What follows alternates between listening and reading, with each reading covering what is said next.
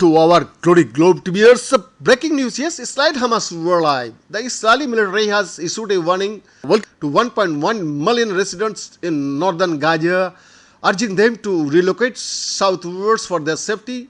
Israel on Saturday, October 15, struck Hamas targets in northern Gaza as it preparing for a ground invasion.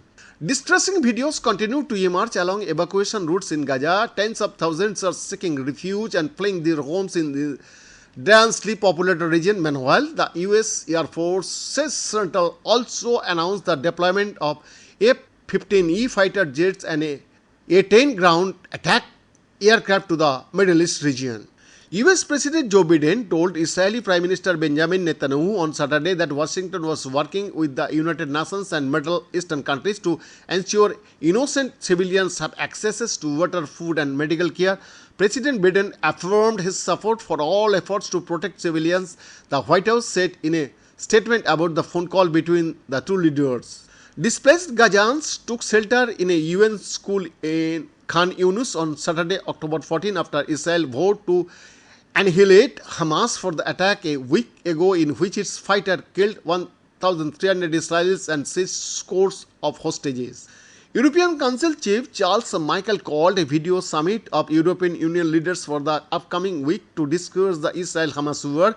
It is almost an act most important that the European Council, in line with the treaties and our values, sets our common position and establishes a clear unified course of action that reflects the complexity of the unfolding situation, he said in a statement.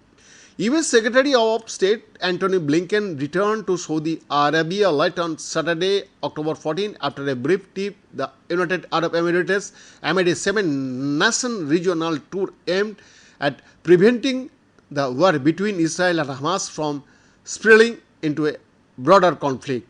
Many wrecked cars and scattered throughout the grounds of Kibbutz Be'eri, with many homes reduced to ruins. We must be sure that they won't be capable of doing that in the next at least 100 years, says Colonel Golan Bach, commander of the Israeli Army's National Rescue Unit.